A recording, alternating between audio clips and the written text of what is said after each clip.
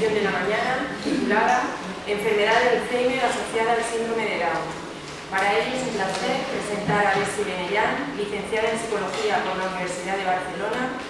Entre los años 2000 y 2003 se especializó en neuropsicología clínica en la misma universidad, realizando su formación práctica en los servicios de neurología, neurocirugía y psiquiatría del Hospital Universitario de Bellvitge. En el año 2008 empezó a colaborar con el Centro Médico Barcelona Down de la Fundación Catalana Síndrome de Down, centro en el que realiza en el momento actual su asistencia, su actividad asistencial e investigadora. Gracias a esta colaboración pudo completar su tesis doctoral centrada en el estudio y diagnóstico de la enfermedad de Alzheimer en personas con síndrome de Down. Ya sin más, Bessi, te doy la palabra. Muchas gracias por la presentación y muchas gracias por invitarme a estas jornadas tan interesantes. Mi ponencia se va a centrar sobre todo en la enfermedad de Alzheimer, ¿no?, que sufren estas personas con síndrome de Down.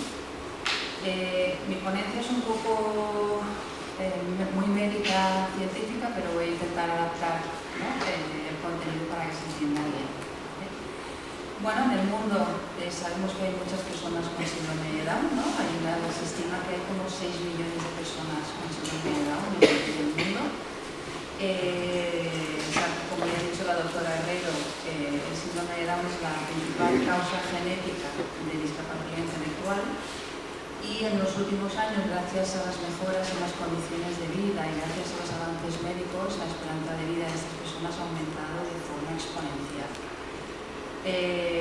Claro, este aumento, ¿no?, en la esperanza de vida ha cambiado la situación actual. Antes, incluso cuando a alguien le dices que estás trabajando con personas con síndrome de Down, automáticamente piensa que estás trabajando con niños. Pero no, ahora la población mayor con síndrome de Down ha aumentado muchísimo y es una nueva realidad. Nos estamos encontrando con problemas nuevos que antes desconocíamos porque fallecían mucho antes. Entonces todo esto ha supuesto también un reto. Ahora sabemos, ¿no?, que las personas con síndrome de Down tienen una alta predisposición a sufrir unas determinadas enfermedades, ¿no? La más importante es la enfermedad de Alzheimer en la edad adulta, porque es la principal causa también de muerte en esta población. Y el riesgo de padecer esta enfermedad es altísimo. De hecho, prácticamente el 100%, casi el 100% acaban desarrollando la enfermedad en algún momento de su vida. Hay otras enfermedades, como ha dicho la doctora Herrero, que hay que tener en cuenta y que sabemos que están ahí, que son más prevalentes. Por ejemplo, el hipotiroidismo es muy frecuente, la apnea del sueño, la epilepsia, ¿no? Hay como dos picos, ¿no? La epilepsia que ocurre en la infancia, pero en el adulto con síndrome de Down que tiene Alzheimer también hay un aumento importante de crisis epilépticas, ¿no?, en estas personas, y esto es muy importante tenerlo en cuenta. Y por eso es muy importante, ¿no?, conociendo estas condiciones médicas, que se implementen planes de salud destinados a detectar estas enfermedades de forma muy precoz y poder implementar tratamientos. Todos estos problemas que he comentado en la población con síndrome de Down, con discapacidad, pueden pasar inadvertidos, ¿no?, porque las personas con síndrome de Down mayores no suelen quejarse como nos podemos quejar nosotros, ¿no? Primero por una incapacidad a lo mejor para entender lo que les está ocurriendo, por una incapacidad para expresar. También tienen un umbral del dolor que es distinto, son capaces de soportar niveles muy altos de dolor, de malestar, o expresan su malestar o su dolor de otra forma distinta, ¿no? Nosotros seríamos capaces, ¿no?, de expresar, mira, hoy me encuentro mal, me duele la espalda, me duele la cabeza, pero ellos a veces no son capaces de expresar estas molestias y muchas veces lo expresan de forma diferente, con cambios de comportamiento, con pérdida de apetito, con problemas del sueño. Entonces es muy importante conocer estas características porque nos podrían estar advirtiendo de que algo está ocurriendo en esa persona, ¿no? Como ya sabéis, el síndrome de Down, la mayoría, está causado por una trisomía del cromosoma 21 y en este cromosoma hay uno de los genes responsables de la enfermedad de Alzheimer. Al tener 3 copias del cromosoma 21, al tener este gen de la APP, que se llama, es el gen de la proteína precursora de amiloide, a tener una copia extra, esto hace que en sus cerebros se produzcan unas proteínas en exceso, ¿vale? La proteína amiloide, como ahora os explicaré. Y por esta razón, en la comunidad científica se habla ya de que por el simple hecho de tener síndrome de Down, esa persona tiene una predisposición genética, es una forma genética de enfermedad de Alzheimer, ¿vale? Esto se ha incluido en las últimas guías. Como podéis ver en el gráfico de la derecha, de la izquierda, la enfermedad de Alzheimer, el riesgo de padecer la enfermedad de Alzheimer aumenta de forma importante, especialmente a partir de los 40, pero alcanza el pico a partir de los 50 y pico, 60 años. ¿Vale? Por esta razón, en Barcelona se ha creado una unidad especializada en la detección precoz de estos problemas neurológicos en el adulto con síndrome de Down. Y esta unidad se ha creado gracias a la unión de la Fundación Catalana Síndrome de Down con el Hospital de San Pau, con el Servicio de Neurología de San Pau. Y gracias a este acuerdo de colaboración, en el 2014 se creó esta unidad especializada para atender a cualquier persona adulta a partir de 18 años para detectar y tratar problemas neurológicos. ¿Vale? En la unidad Alzheimer Down tenemos un plan de salud que es para cualquier persona con síndrome de Down en Cataluña, que consiste en visitas anuales.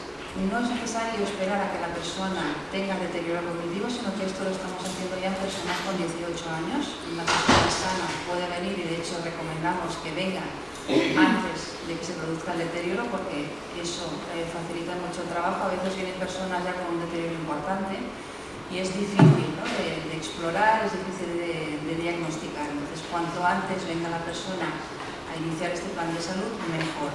¿Vale? Porque también eso nos permite hacer un diagnóstico más precoz de la enfermedad de Alzheimer. Este plan de salud incluye una visita al año con un especialista en neurología, se le hace una exploración neuropsicológica completa, ¿no?, una valoración de sus capacidades cognitivas, y también se hace en la misma consulta un análisis de sangre para descartar pues, parte de estos problemas que os he comentado antes.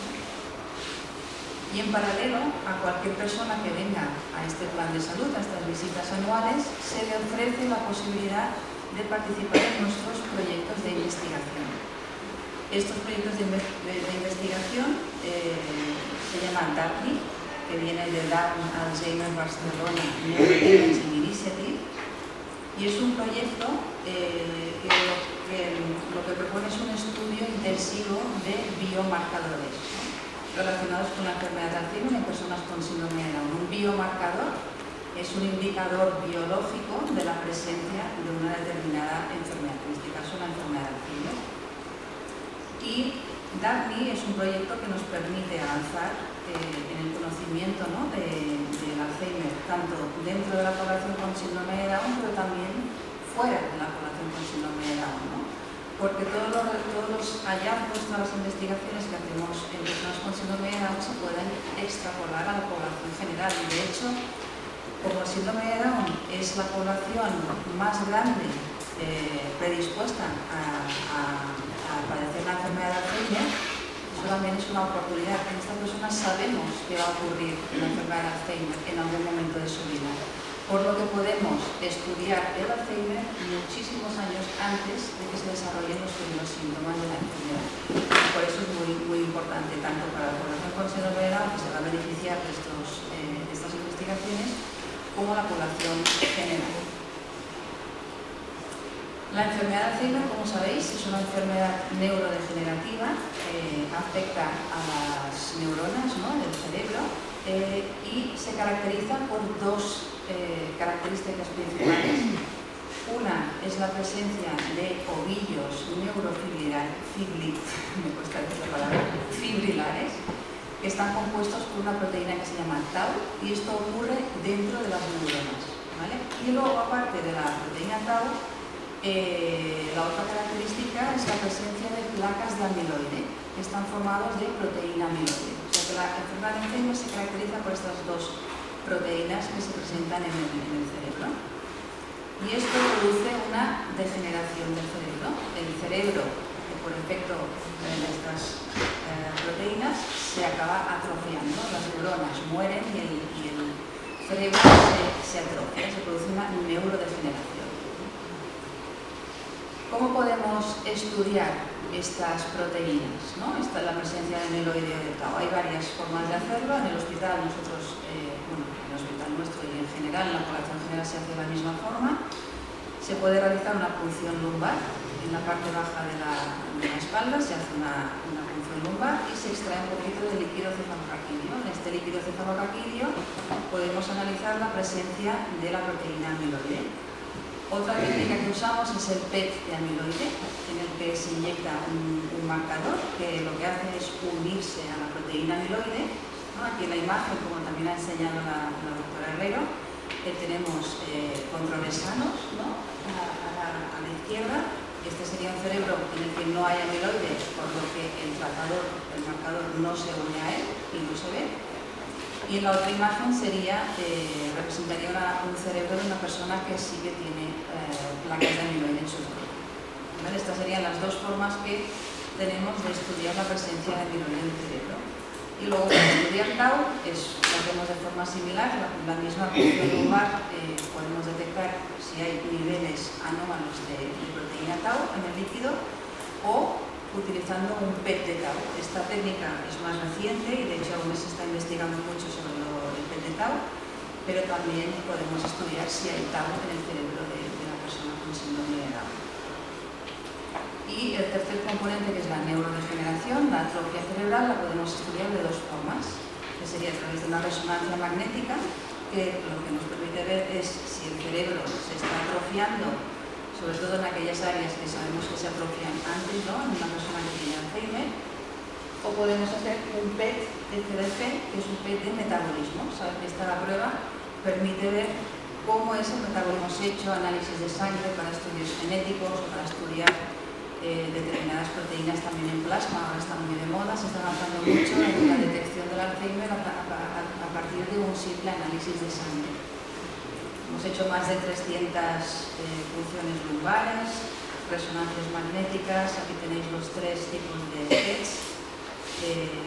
También hacemos estudios de sueño, que son muy importantes también. Como ha dicho la doctora, la apnea del sueño es muy frecuente en personas con síndrome de Down, por lo que también proponemos en nuestro plan de salud hacer polisomnogramas, ¿no? En que la persona tiene que quedarse una noche a dormir en el hospital y se le hace una prueba de sueño.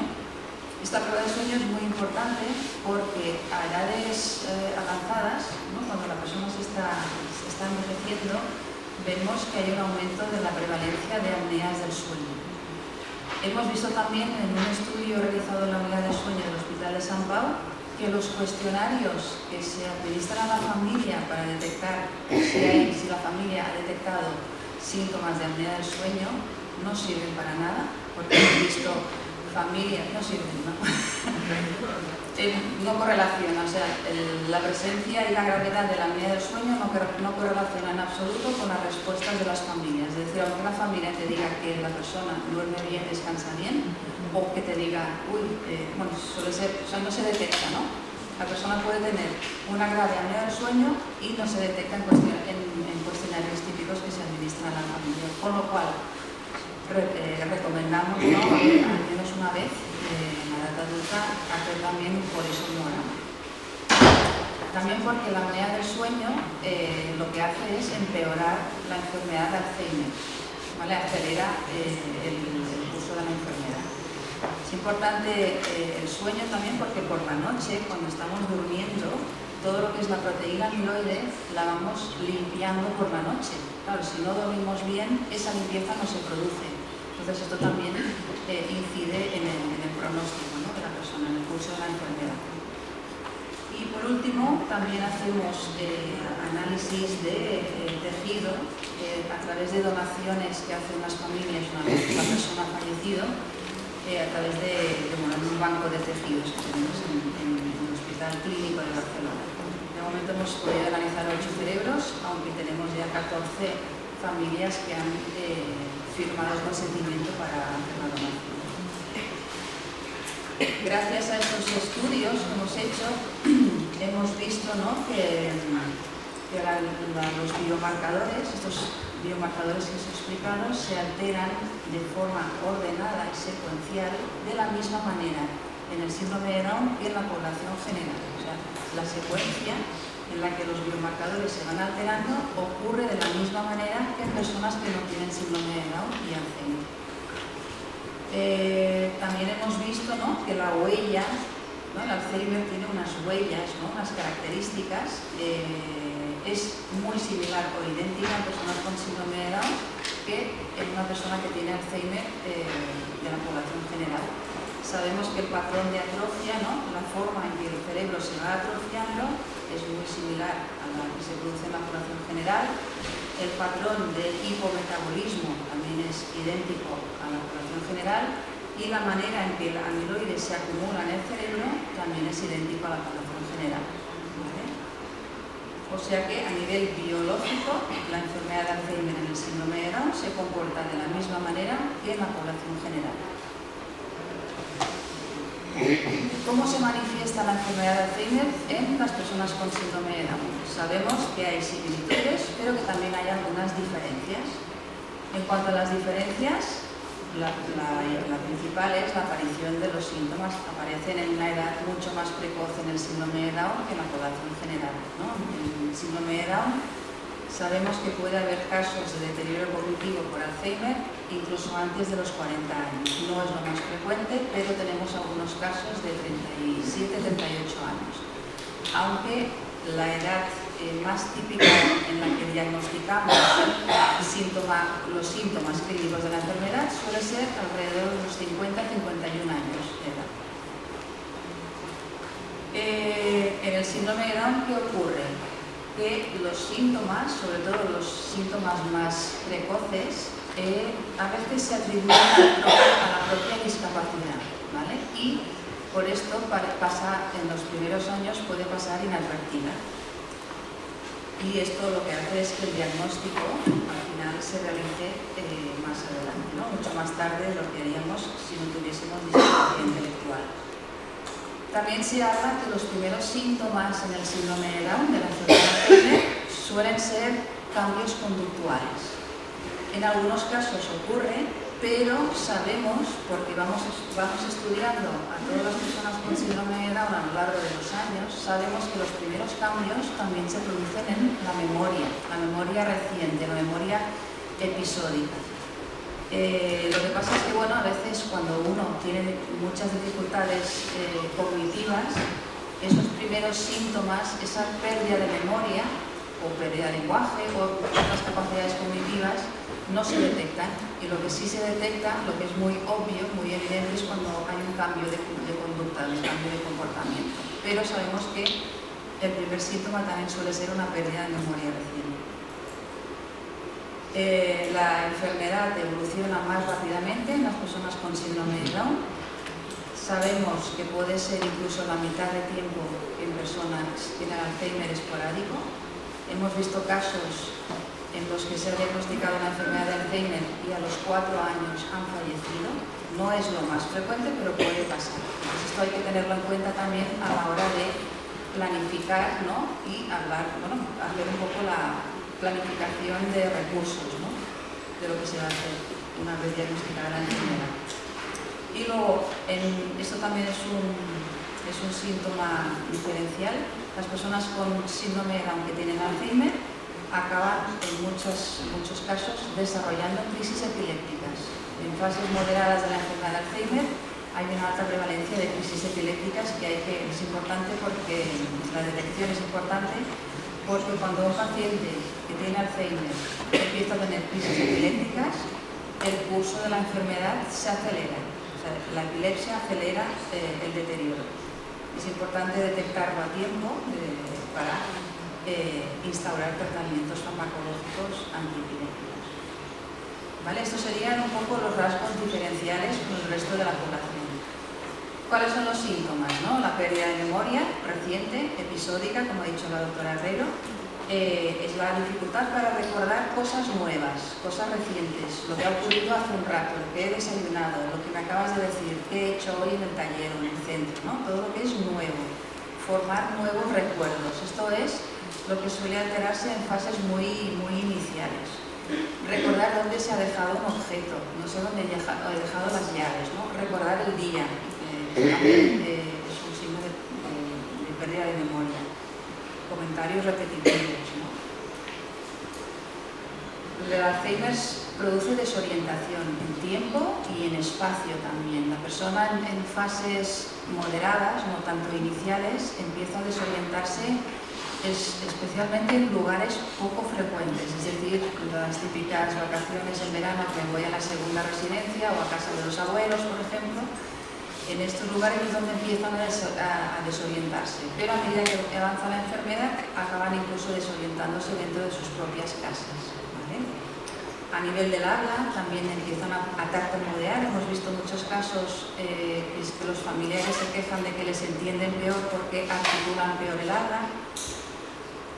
Pueden tener problemas para encontrar la palabra apropiada, no recuerdan cómo se dice una determinada palabra. O el lenguaje no es solo hablar, sino que también es recibir, ¿no? Entender el lenguaje. A veces empiezan a tener problemas para comprender lo que se les dice. Se pierde lo que es la memoria semántica, ¿no? El significado de las cosas. De repente te pueden decir, uy, no sé qué quiere decir esta palabra, una palabra que han usado, ¿no? Anteriormente.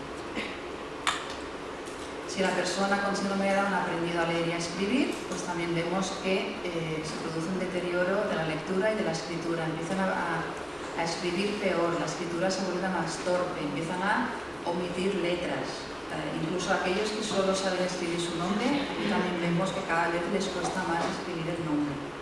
A nivel de atención, en fases iniciales vemos también que se dispersan más fácilmente, les cuesta focalizar la atención o mantener la atención durante un rato, parece que desconectan, que no escuchan, o a veces las familias nos vienen y nos dicen, yo creo que he perdido audición porque no me escuchan.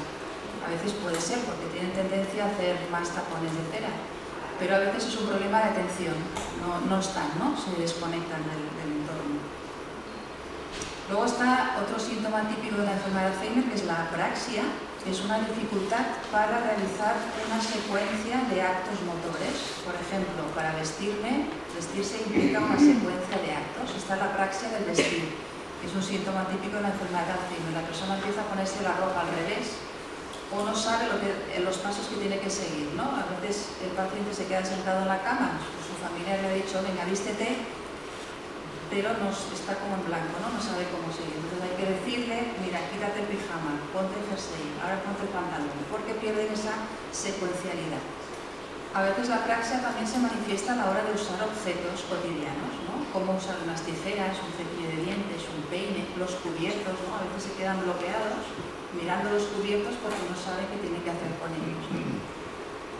La percepción también se altera. Esto también hemos visto en el síndrome de Down, que es un síntoma más frecuente y precoz.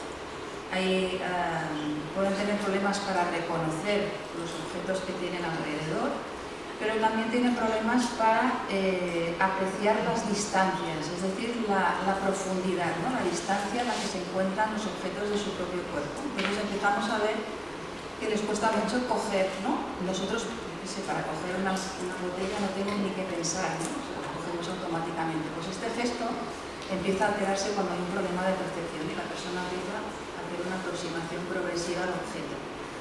Esto es un punto importante porque esto les genera mucha inseguridad. Imaginaos, ¿no? Una persona con problemas para percibir las distancias, cómo tiene que moverse por el mundo, ¿no? Bajar escaleras. Se bloquean y no pueden bajar escaleras porque no perciben a qué profundidad están los escalones, ¿no? Entonces, conseguir que bajen aceras, escaleras, etcétera, etcétera.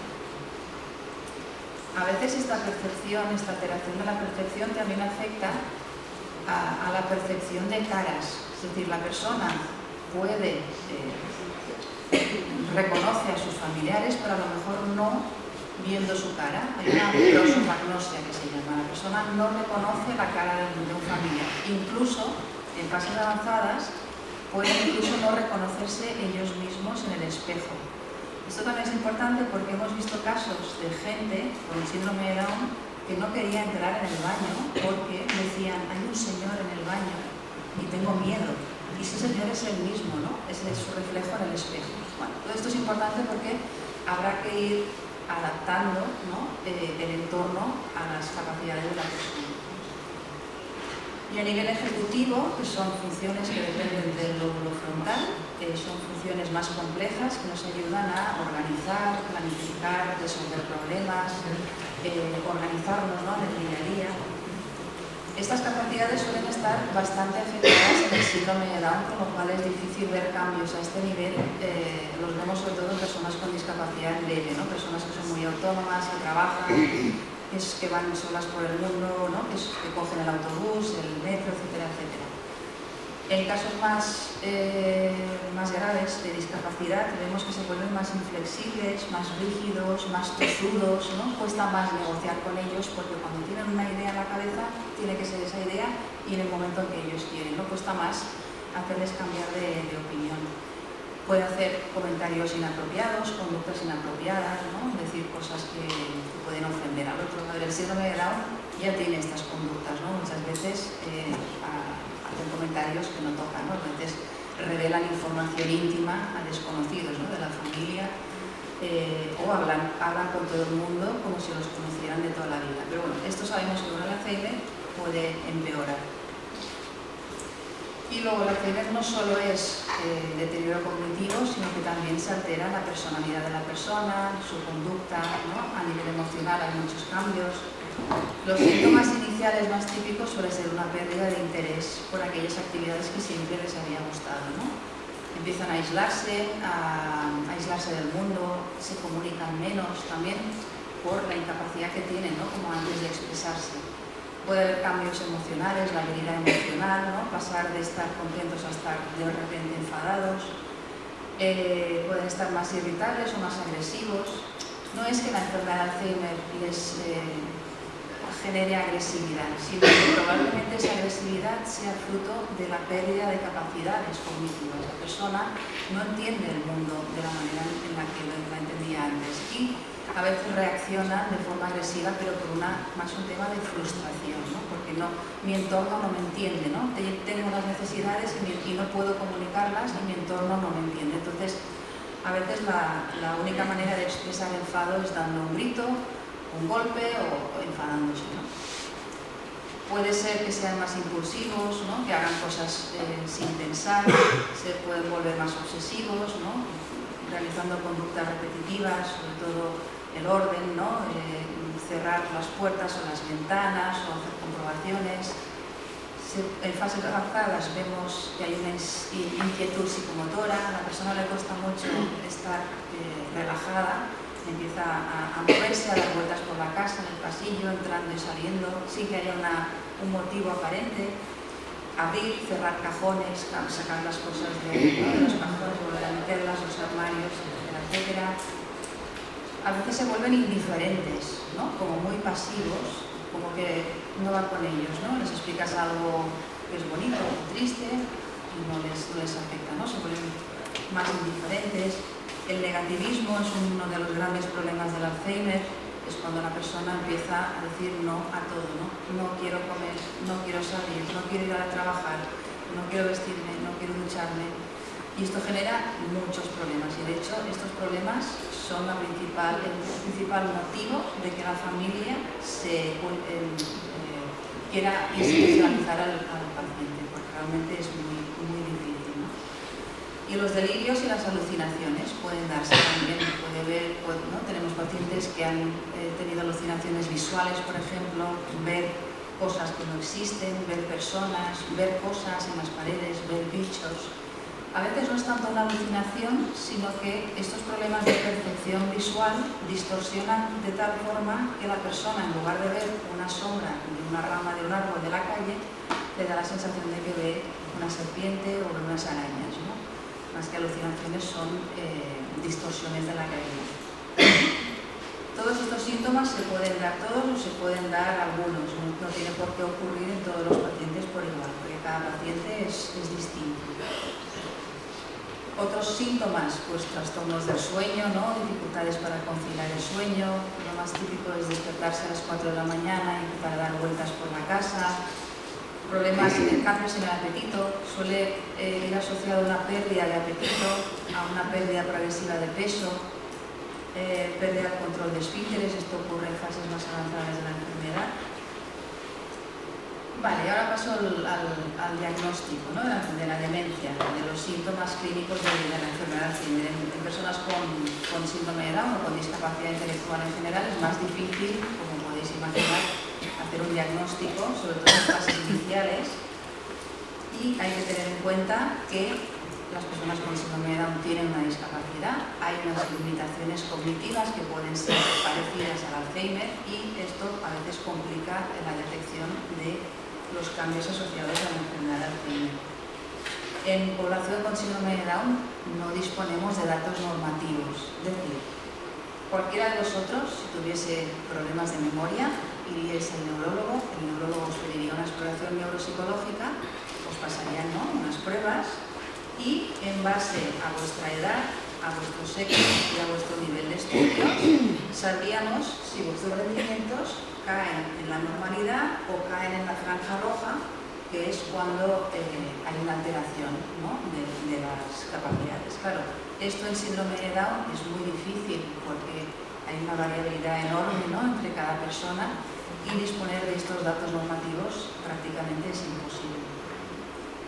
Por esta razón, en síndrome de Down, para detectar cambios en el funcionamiento cognitivo, lo que se recomienda es ir haciendo seguimientos longitudinales, ¿no? Ver cómo estaba la persona antes del deterioro, antes de iniciar los cambios, cómo era su personalidad antes y cómo es ahora, ¿no? Qué cambios han producido respecto a sí mismo, no respecto a su población de referencia. Os pondré un ejemplo que me gusta mucho, que siempre lo pongo en las conferencias, y es este dibujo, ¿no? Esto es de una paciente que vino a la consulta y al pedirle que dibujase un reloj que marcara las 11:10, me dibujó esta carita tan mona. Entonces, ¿qué diríais? Que esta persona tiene una apraxia, ¿no? La apraxia que os decía antes también es la incapacidad para dibujar o construir.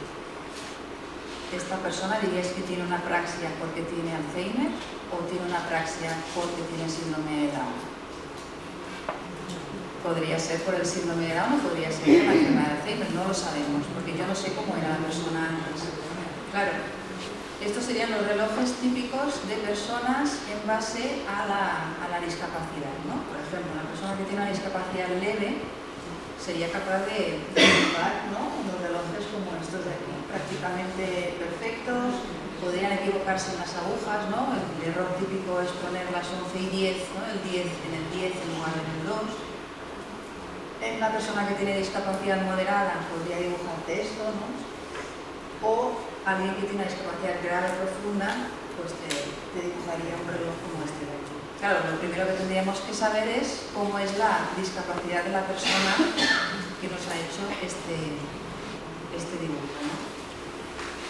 Afortunadamente, tenemos los previos, ¿no? Esto fue en 2011. Un año antes esta persona dibujaba el reloj de esta manera, pero es que en 2008 era muy distinto, ¿no?, el cómo dibujaba el reloj. En esta paciente es evidente que hay una pérdida de capacidades, ¿no? Esta persona tiene una apraxia y tiene un Alzheimer, ¿vale? Esto os lo enseño porque, para que veáis que es súper importante disponer de exploraciones, seguimientos, para ir viendo un poco la evolución de cada persona, porque si la primera evaluación es la de la carita, es muy difícil captar estos cambios, ¿no? Luego lo que decía la doctora Herrero, ¿no?, necesidad de tener instrumentos adaptados. Yo lo que no puedo hacer es coger los test de la población general, ¿no? Este sería un test para valorar la apraxia, las capacidades constructivas y la memoria visual. Y este es un test de memoria episódica en la que la persona tiene que leer 16 palabras y tiene que acordarse, con pistas, dando pistas. Esto es imposible en síndrome de Down, no sirve para nada.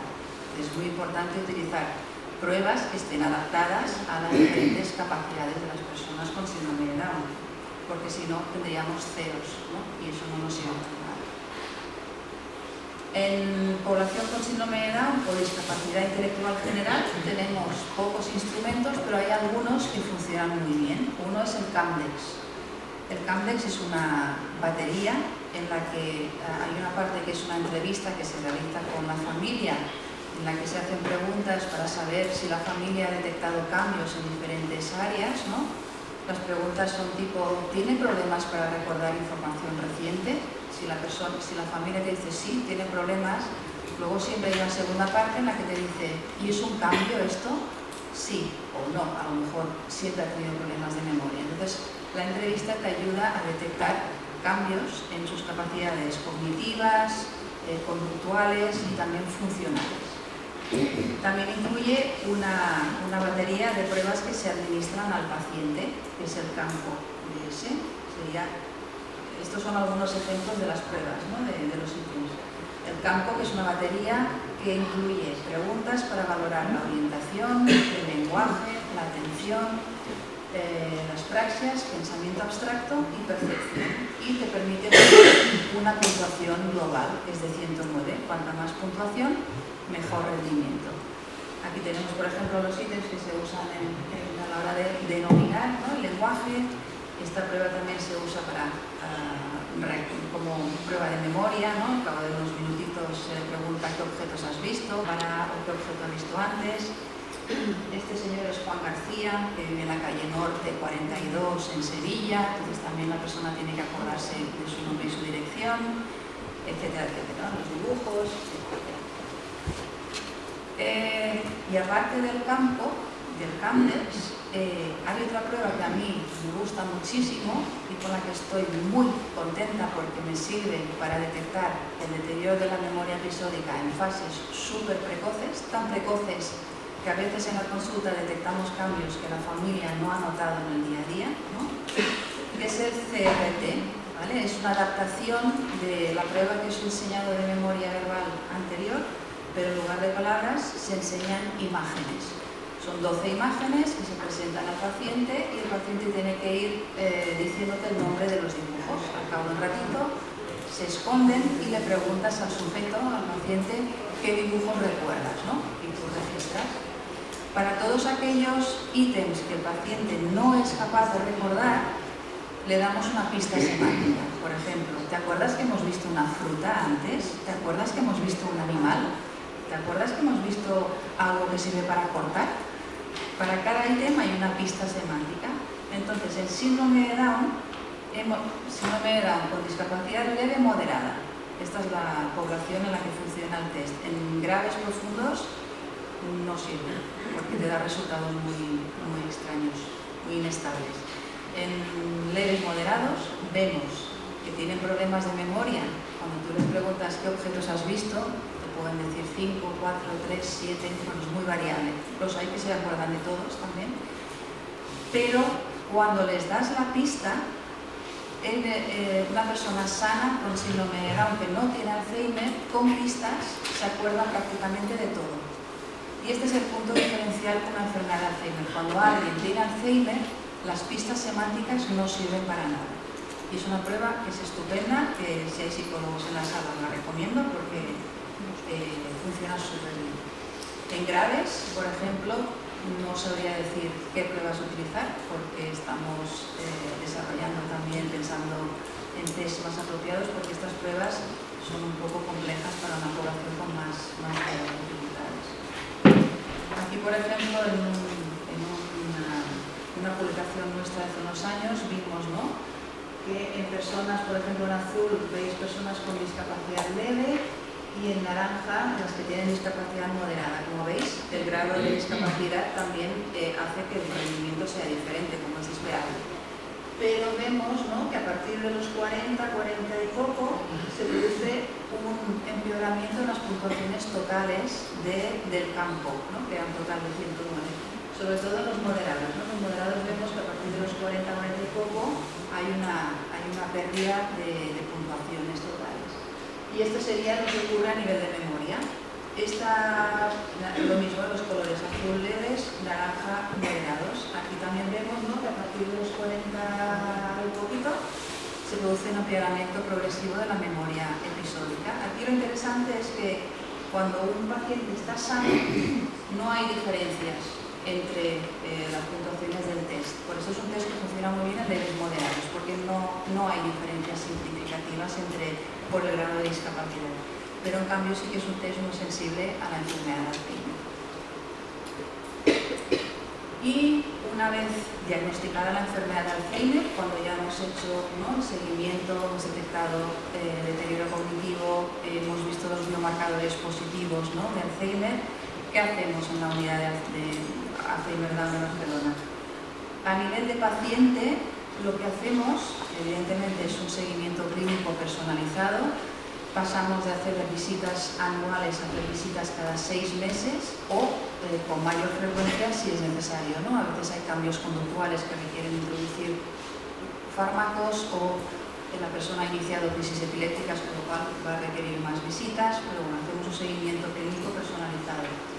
Se plantean tratamientos farmacológicos, también trabajamos con los médicos de cabecera o con los médicos de referencia de la familia, porque a veces el médico no se siente preparado, ¿no?, para hacer el seguimiento y necesita soporte por parte de especialistas.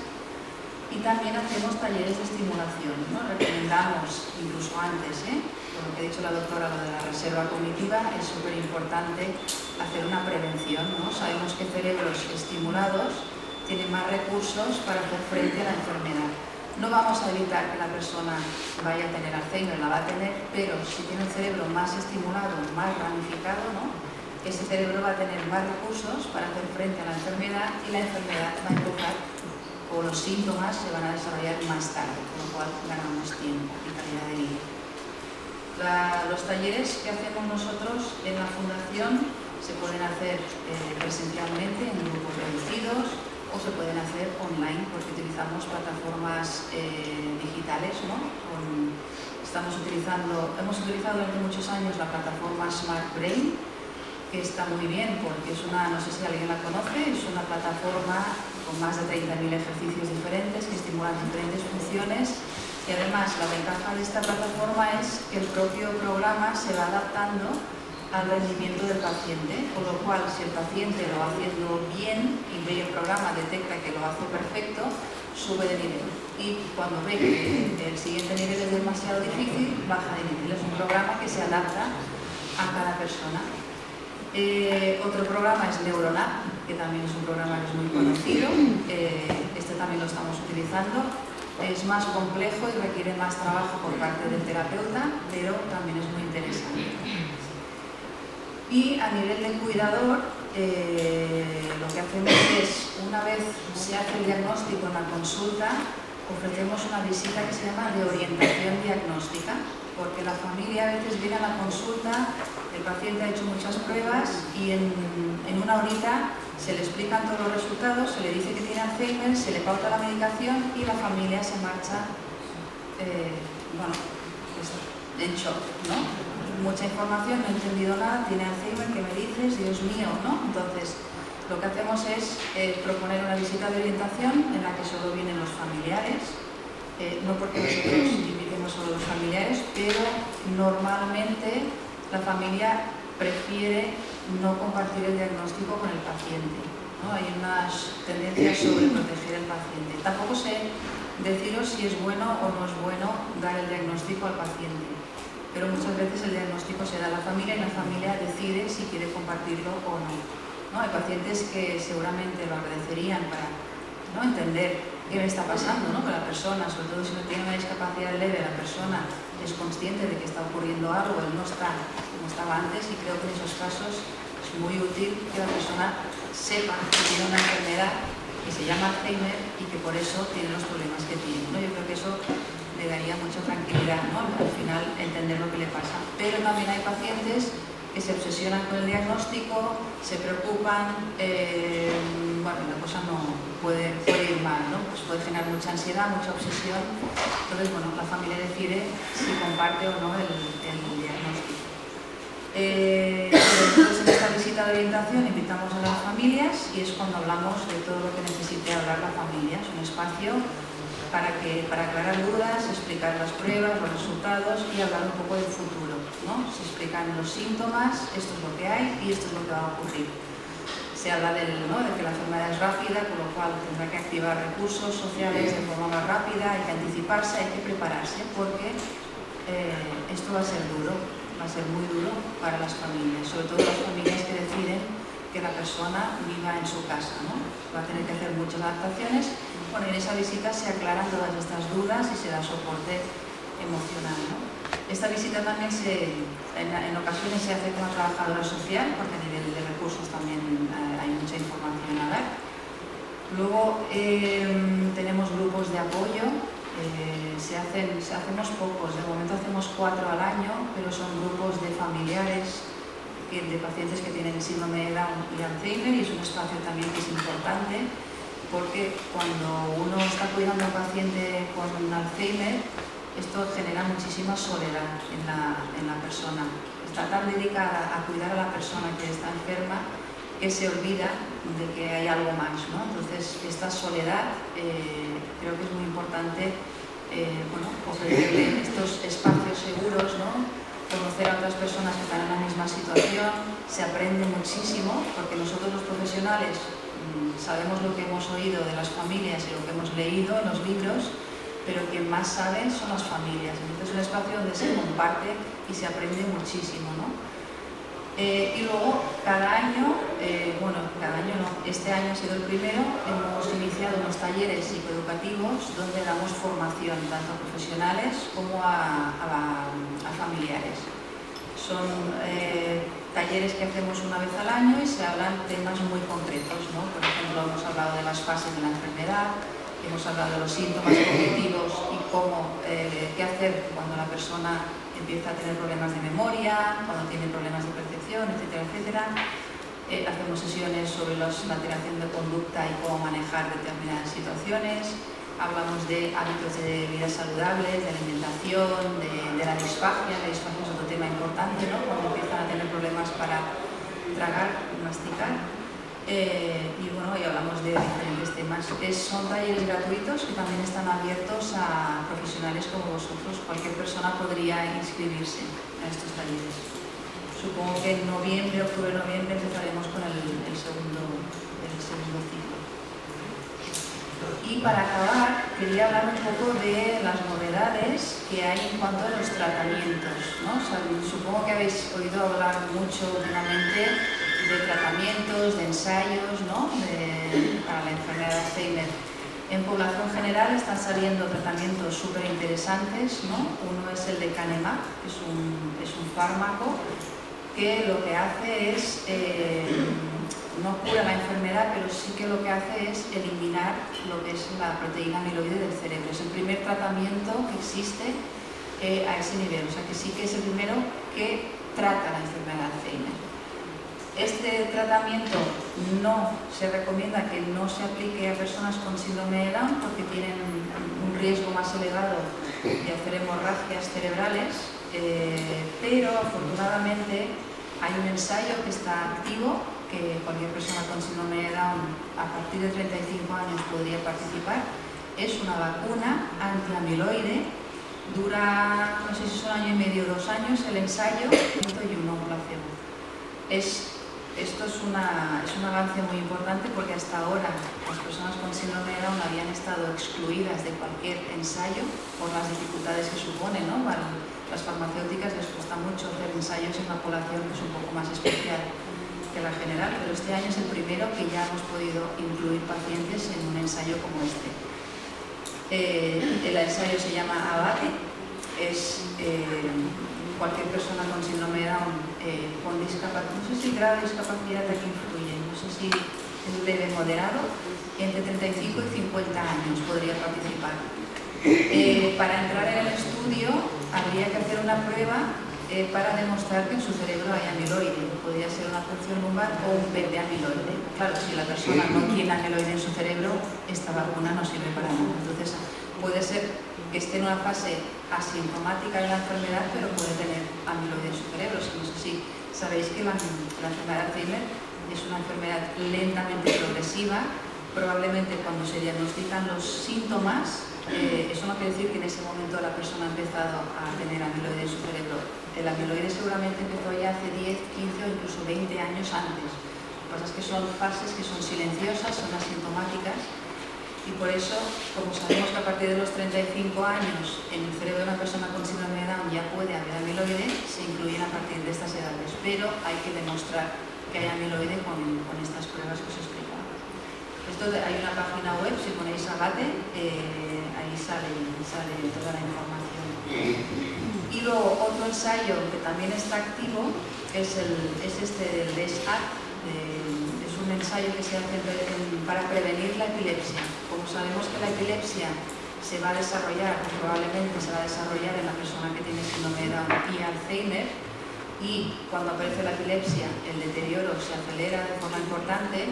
Lo que se pretende en este ensayo es adelantarnos y antes de que empiece la epilepsia ya empezamos a tratar con antiepilépticos específicos.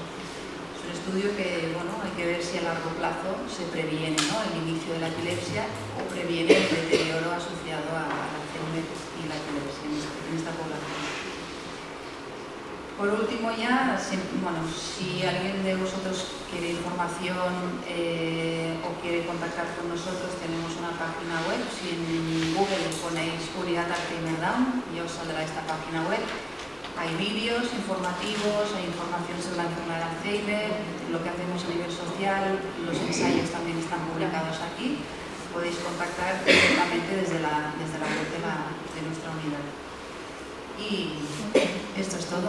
Gracias por vuestra atención.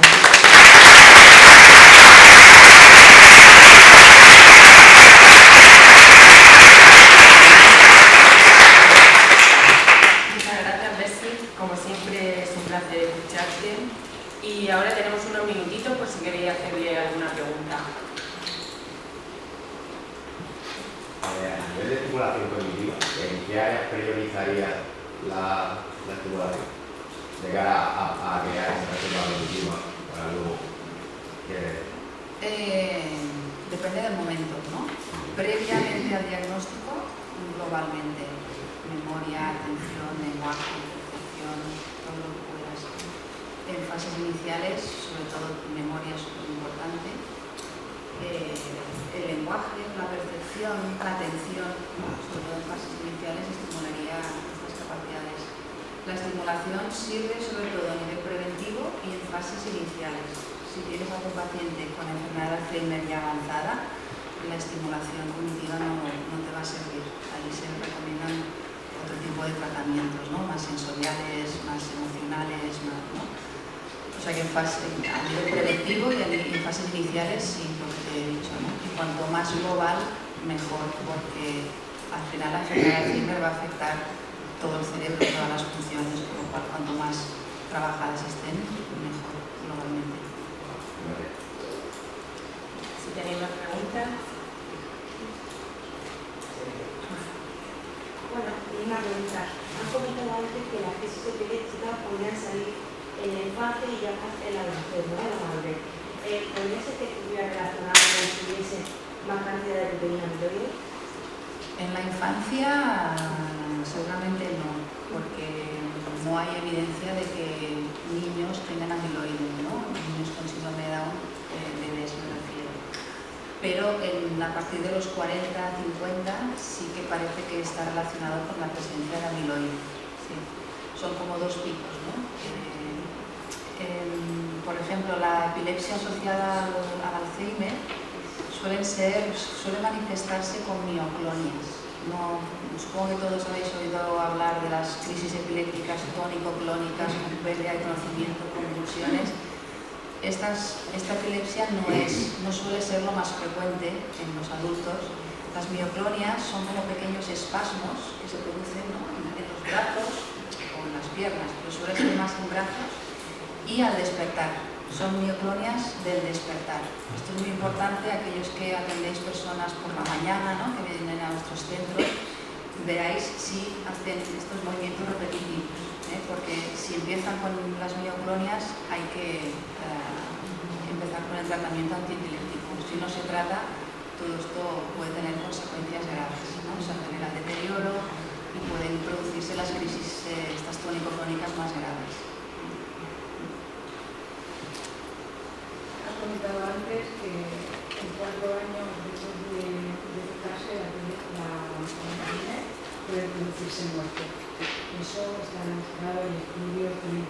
Lo estamos analizando y hay datos, hay algún estudio, sí, hay pocos, pero hay algún estudio que sí que hemos visto que en 4 años, incluso en 3, es que depende de cada caso, sí, el deterioro están, a ver, no es todo, no son todos, hay pacientes que han estado 10 años, que es lo normal, ¿no?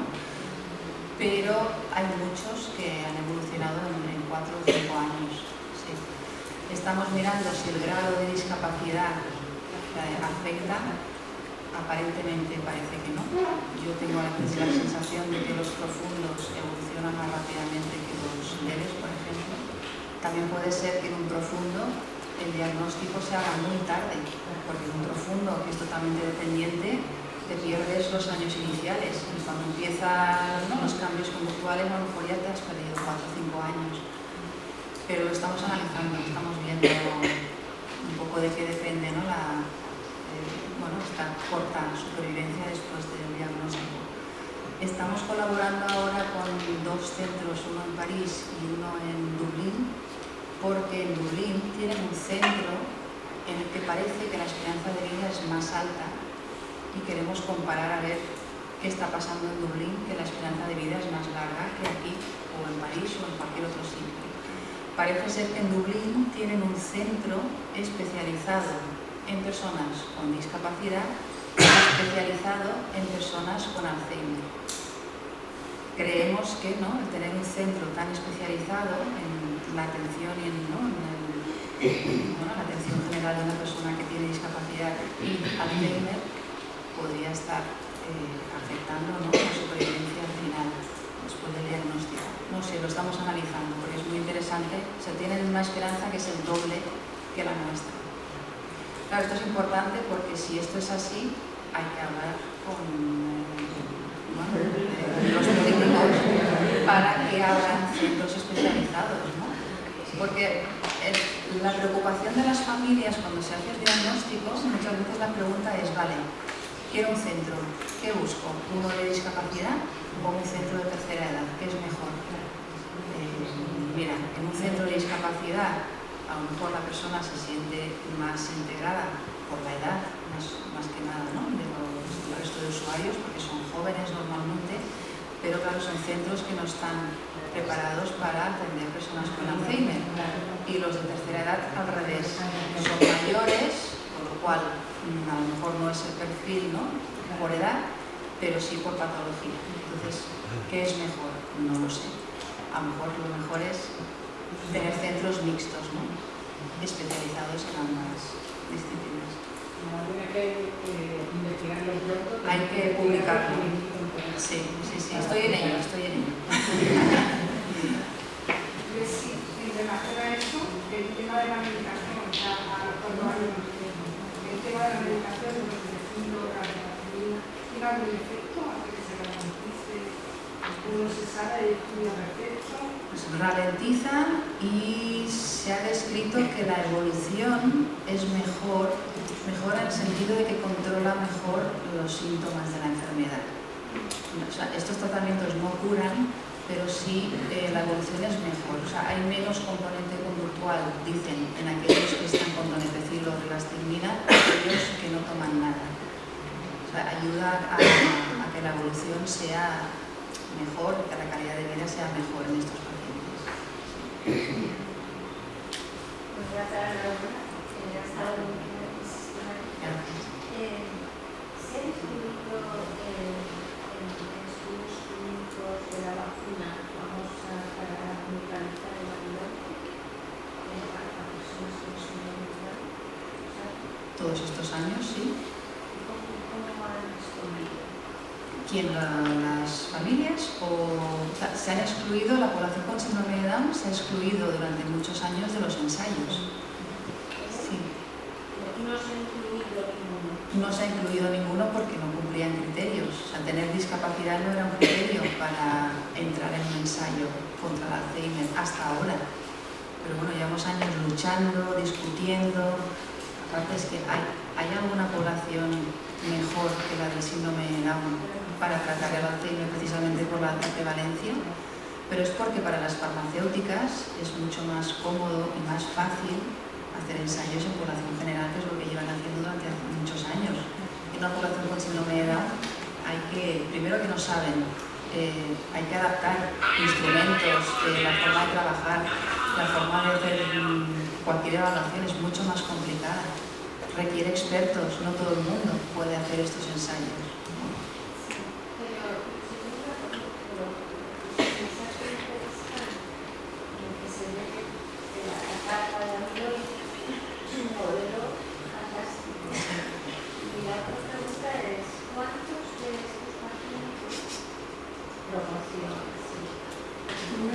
Muy buena pregunta. Muy buena pregunta. Bueno, no son tanto los pacientes, sino las familias. Las familias. Las familias tienen mucho amor por sus hijos o por sus hermanos, pero se sobreprotegen muchísimo. Y a veces esta sobreprotección es una discriminación al final, porque no le permites a tu familiar beneficiarse de lo que se está haciendo en general. O sea, no le das la oportunidad de participar en este tipo de pruebas, ¿no? Vale, la respuesta concreta a tu pregunta, muchísima gente prefiere no hacer la punción lumbar. Pero bueno, hemos hecho, no sé cuántas llevamos, más de 300 pacientes hemos hecho punciones lumbares. Sí, y en algunos hemos repetido, porque a los 2-4 años podemos ir repitiendo pruebas, o sea que cada vez se acepta más, se normaliza más, pero al principio incluso, claro, no siempre hemos hecho punciones lumbares, todo tiene un principio.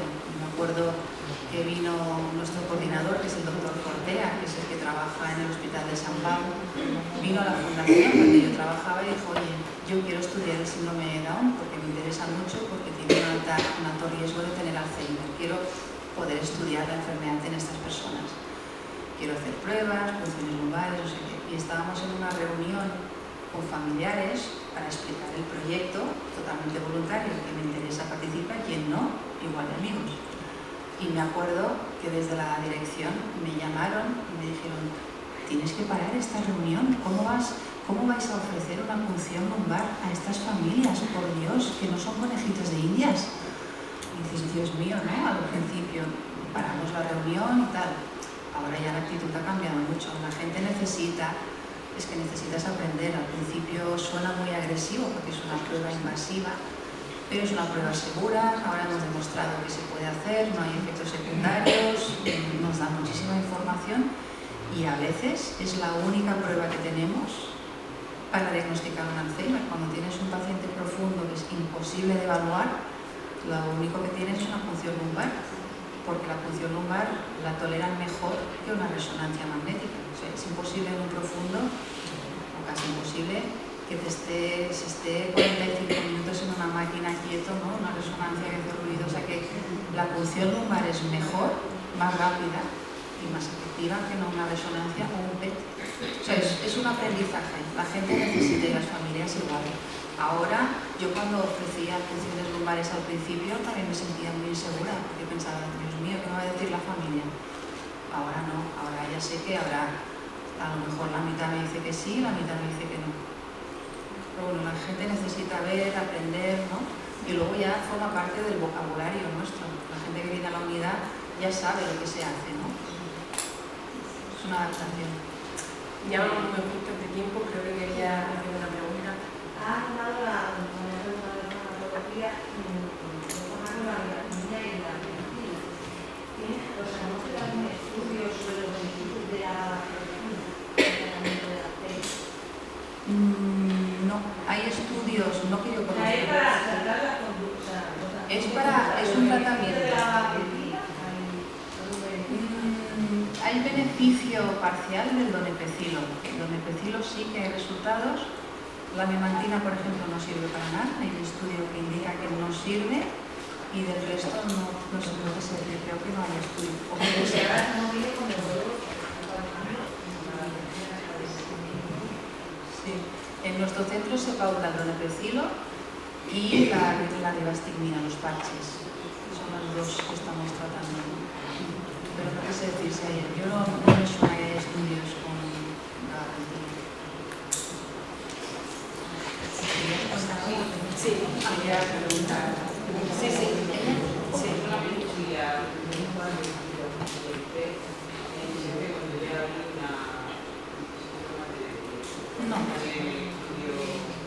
No, un PET, una punción, cualquiera de las pruebas que os he mostrado se pueden hacer con 18 añitos, si la familia quiere. Bueno, claro, buscamos amiloide o tau.